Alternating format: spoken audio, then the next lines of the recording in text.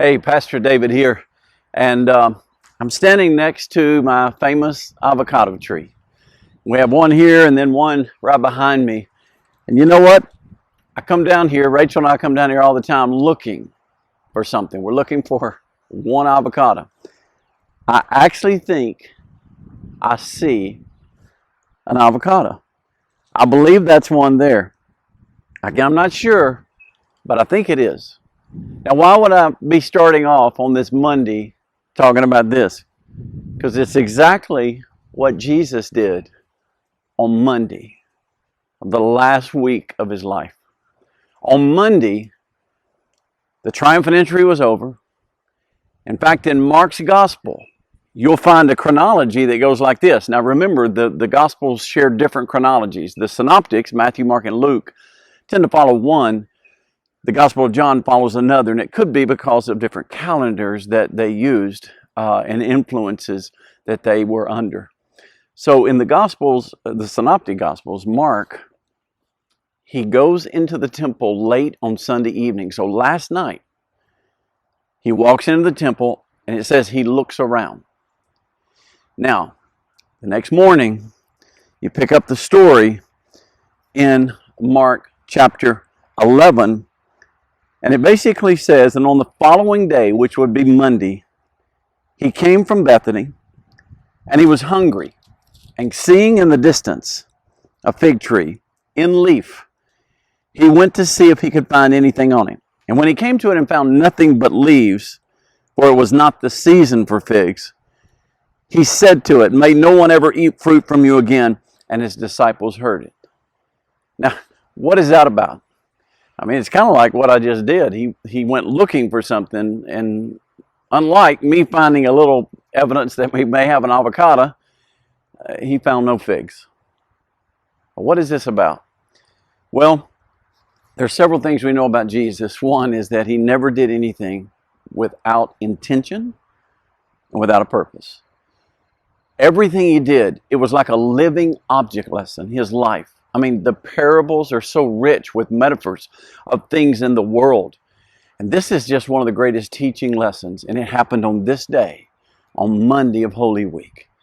He was looking for fruit, but he found nothing but leaves. Think about that. He was looking for fruit, but he found nothing but leaves. Now let me ask you a question. Do you think Jesus knew there was no fruit on that fig tree? Well, of course he did. I mean, it wasn't the season for figs. Some have said that there should have been some pre-figs, a little fruit that looks, like the fig, but it's the pre-fig, they call it. Whether or not that's the case, I think the reason Jesus went there is because the lesson. Because the next place he went? When he left that fig tree, he came to Jerusalem and went straight to the temple. And when he walked into the temple this time, it wasn't to look around like he did last night. It was to clean house. Because he told them, "You have made this place a den of thieves. This is to be a house of prayer for all nations." And he turned tables over. It's one of the most graphic pictures that's painted of Jesus in the entire New Testament. And it was this holy wrath, this righteous indignation over what had happened to the temple. And of course, I don't have time to go into all that was going on, but you know that many come from other nations. Jews had come from other nations, and in order to pay the temple tax, in order to sometimes buy what they needed to sacrifice, they would have to exchange their money, and they would be charged an exorbitant rate to do that. And then there were animals offered to be sold there, and sometimes the animals were less than perfect, and it was a place of business. The holy place had become a common place. The holy place had become a business place. It wasn't a place of prayer. It was far from it. Now, connect the dots. The next morning, Mark says, they go back by the tree and they see that it's withered. And they look, they're so amazed. And Jesus then taught them a lesson about faith. He said, with faith, you can move mountains. So when you connect the dots on Monday, what is this fig tree about? What is this fruit he's looking for about? It's about his people. It's about Israel. Oh, they had leaves. They had a temple. They had this elaborate system. They were religious, but there was no fruit. What is fruit? In the New Testament, the most often definition of fruit, the most often used definition of fruit is the character of Jesus. Think of the fruit of the Spirit. It's exactly what the fruit is. In other words, Jesus saw no compassion. He saw no character. He saw no heart that was like His, no life that was like His. It was nothing but leaves. And that's what the religion of the day had become. And so this lesson on Monday was a powerful picture of what He desired and literally what He had come to do, as He had come to set His people free from religion and introduce them to a relationship.